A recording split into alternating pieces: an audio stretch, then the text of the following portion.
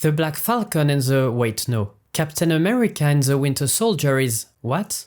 The Falcon and the Winter Soldier is a confused story about two men wrestling with their identities as they embark on a journey to find themselves. And they do. The Black Falcon, who is just the Falcon, becomes Captain America, while the Winter Soldier becomes the White Wolf, except the show sort of forgets about that by the end, so I guess only one of them discovers his identity because the other one is a moron who didn't notice he had a character arc. A show that can't understand its own title, yet somehow dares to tackle provocative questions like, should a hero stay at home to help his sister pay rent instead of saving the planet she lives on? Should activists resort to terrorism to create social change? The answers are apparently yes. Confused? Congratulations, you didn't write the show. A story with broken morals and no sense of logic, all in the service of pushing a message. Unfortunately, as we've established, the show itself is deeply confused and the message suffers for it.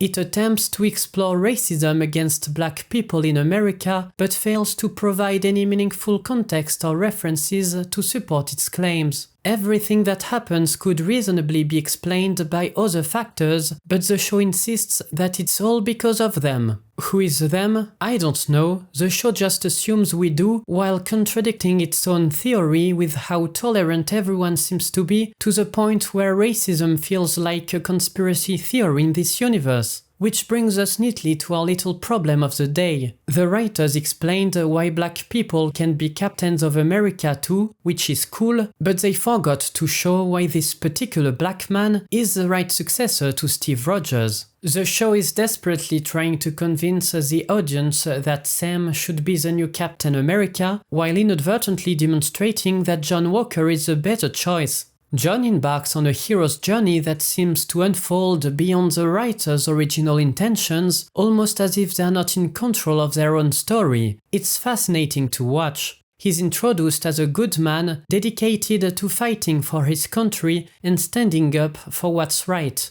Surrounded by loyal, supportive people, he humbly accepts the responsibility of the title he has been given, fully aware of the weight it carries. To emphasize his ideals of a free world and contrast him with the misguided values of them, John is shown with a diverse wife and a diverse partner who happens to be his best friend. He is caring, respectful, and treats everyone as equals, regardless of race, even though he himself has been subjected to racial profiling by the show, which seems to take issue with blonde, blue-eyed white men for some reason. Despite his many medals and qualifications, John Walker is just a man, uncertain if his abilities can live up to the expectations placed upon him, not just as the new Captain America, but also in honoring the legacy of Steve Rogers. It's a tremendous amount of pressure to be under, especially for someone who's not a super soldier. After all, being a good person isn't enough. You also need the power to make a real difference. Fortunately, John will eventually receive the serum, but not before proving his courage by facing enemies he knows he cannot defeat.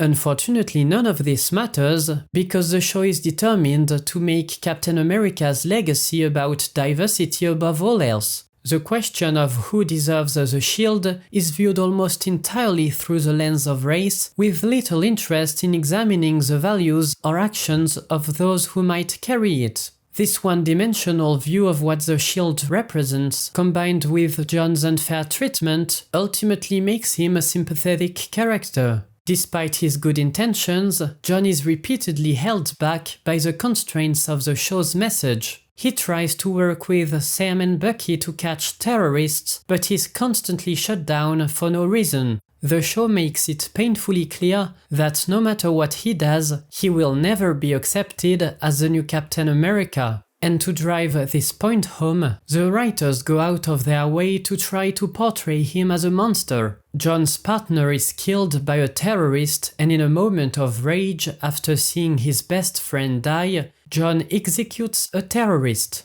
Oh my god, shocking, what an evil man. The poor terrorist can punch holes in people with his bare hands, but the show wants us to believe that he's a hopelessly innocent little victim. The writers even dare to say that he killed the wrong person as if it mattered. They are terrorists, and this is a military operation. It's not a routine police check. At worst, this is a PR nightmare, not a moral dilemma. In many superhero stories, a hero makes a mistake in order to learn a valuable lesson about responsibility. Despite his impulsive decision, John is given enough empathy and context behind his action to allow for redemption. Yes, he could have handled things better, but he's far from the monster the show makes him out to be. Sam and Bucky, however, show no such sympathy. After all he has done for them, they treat him like a dangerous criminal who must be stopped at all costs. They gang up on him, break his arm, and steal his shield.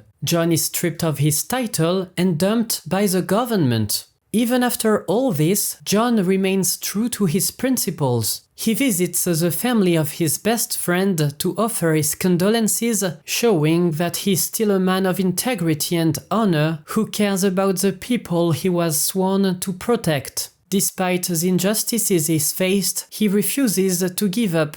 He builds his own shield, one that reflects his journey, aspirations, and values. John now has a personal connection to the shield just as Steve did. The shield can legitimately be passed on to him. But first he must redeem himself and prove his valor through an act of heroism. Instead of seeking revenge, he helps those who bullied him and saves the very people who fired him and ruined his life. It's the right thing to do, and it makes him a hero. And this is our new Captain America. I'm excited to see where his journey takes him in Captain America: Brave New World. John Walker's arc is a true hero's journey, beginning as a man unsure of his place, unsure of the title he's been given, and ending as a strong heroic figure who takes up the shield and fills it with his own message. For all his flaws, John Walker ultimately captures the spirit of what it means to be Captain America.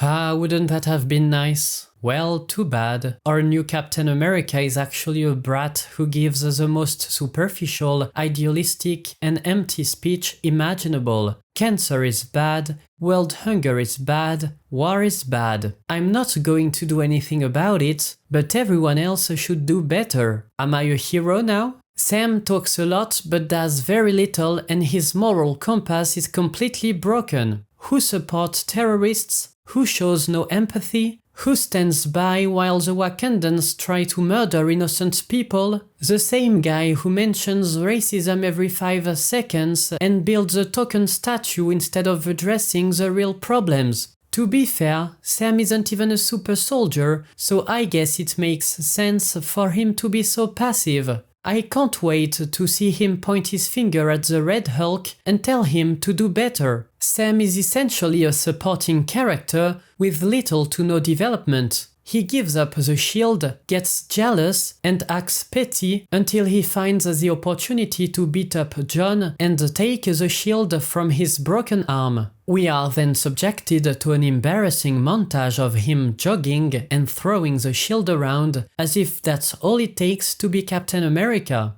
John performs his duty selflessly while Sam gives moral lessons and pretends to be better than everyone else. My favorite moment is when he flies away with the body of a terrorist to make her a martyr, leaving Carter, who sacrificed everything for him, to bleed to death on the sidelines. The show utterly fails to establish Sam as Steve's legitimate heir, not just for the audience, but within the universe itself, given how small and inconsequential the story feels. You keep saying that he's not a diversity hire, but damn, it's crazy how your only arguments in his favor revolve around race. We built this country, bled for it. I'm not gonna let anybody tell me I can't fight for it. Not after what everybody before me went through. This show was written by people with broken morals, where terrorists are good and heroes are bad. But I'm optimistic that Brave New World will feature less brain-dead writing. Given how progressive corporations have been strangely less progressive lately, there's hope that we might actually see a story-driven story. The funny part is that the movie seems to double down on Sam's identity issues instead of just letting him be Captain America. So not only was this show pointless, but it actively damaged Sam's character while introducing someone far more worthy of carrying the shield, making it even harder to accept him as the new Captain America.